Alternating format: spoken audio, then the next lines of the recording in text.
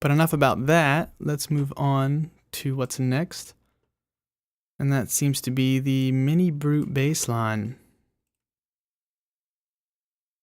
I already created a bassline. I usually use operator, just use like a basic sine wave. And then I sent the MIDI to my mini brute and just got some cool sounds.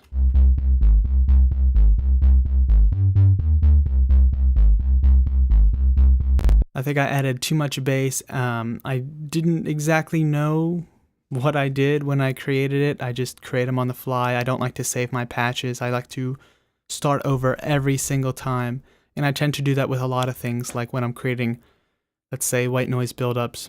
I usually tend to create them from scratch every time because I feel like every time it's a little bit different. They might not sound exactly the same. So this time I think I added a little bit too much sub bass, so I had to turn it down. A good tip that you can try, I learned this from Pensado's place, which he's a master mix engineer. Check him out on YouTube too. He had a tip that he said for bass lines. If you cut off some of the high frequency content, if you just roll off the top, add a little bit of Q, just add a little bit of a boost at the point that you're cutting it off. And that sounds pretty solid. This is pretty much just meant for the really low end. Let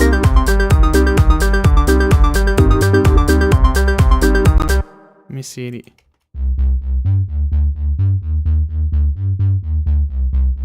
And again, it evolves and changes. That's what these green and blue colors signify. And again, it changes again for the buildup of the part 2 of the song. So the bass totally cuts out.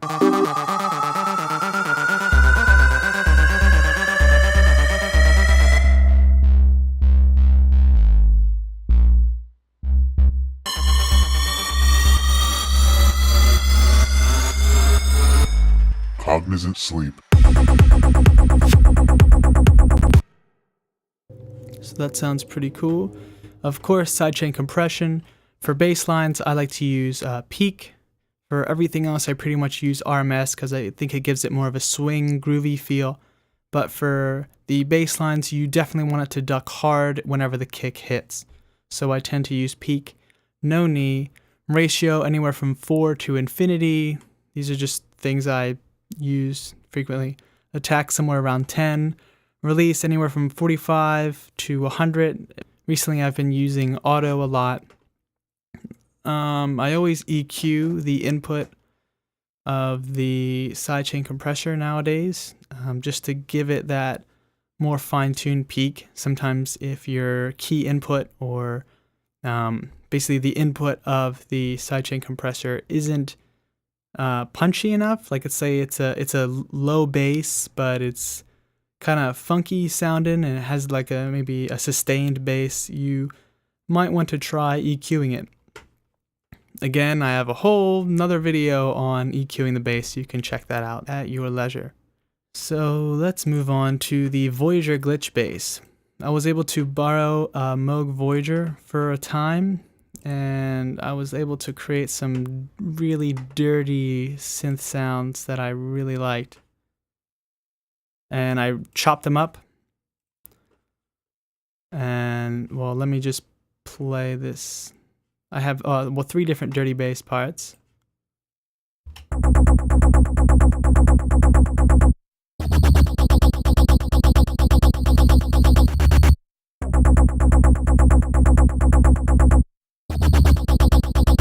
Really cool. I love that sound. I'm using Redux here and I'm automating it. Let's check out what I'm automating. Looks like the sample hard, which is just this. It's going from 5 to 10.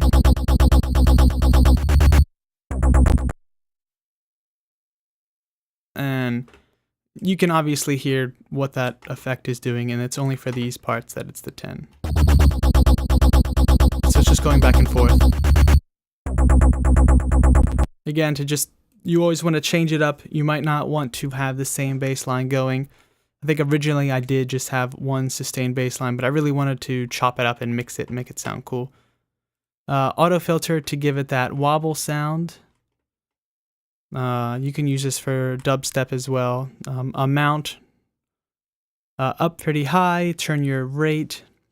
You can turn it to frequency, or you can change the LFO rate to match the BPM of your song, which is what I tend to do, and it's 1/16. I turn the offset all the way down, that way it's just filtering both at the same time, otherwise it's filtering the left and right side separately. That sounds bad. Much better.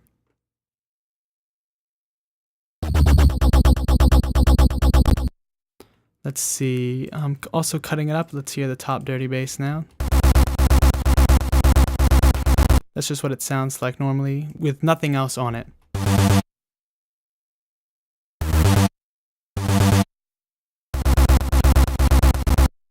So let's hear this whole thing, this first section.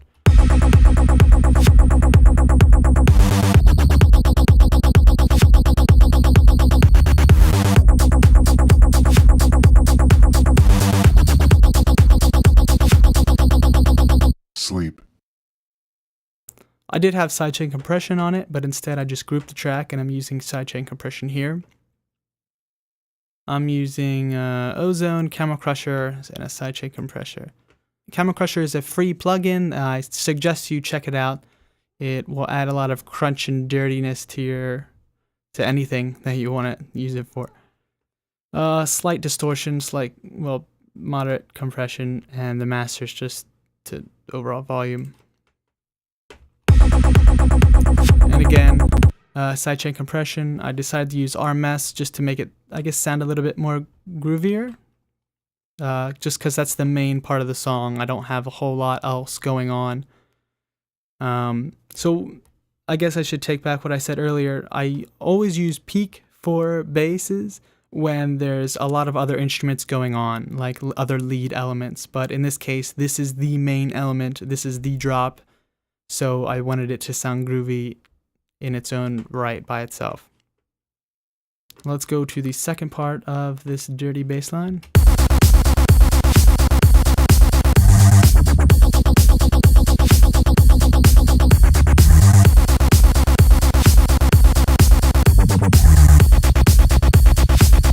So similar thing here, except I'm throwing in this phaser.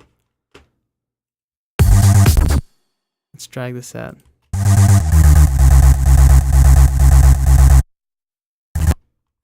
So it's just these little clips.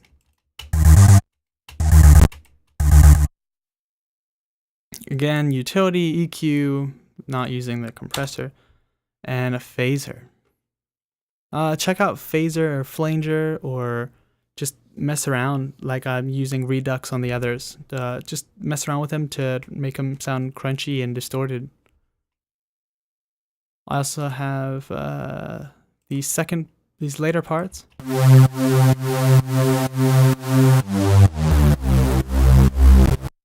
And that's just a lot more smoother, and it's just, of course, being sidechained again.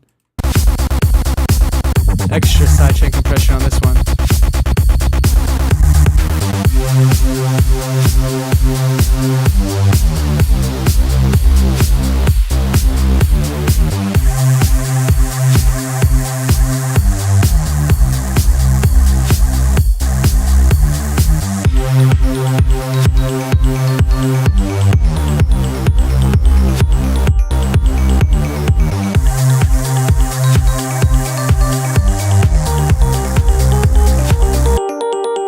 Sleep.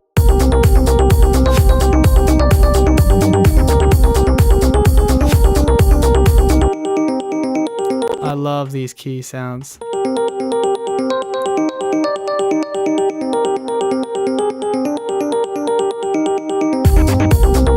I think I recorded a motif for this one, except this is common. I've definitely heard this other places, but I recorded this on a motif, which is a digital piano sampler, an expensive digital piano sampler.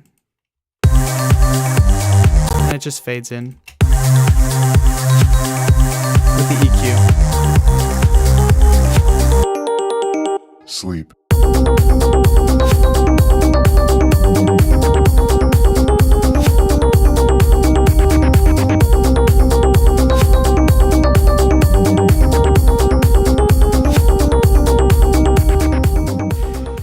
And that's enough of the bass for now.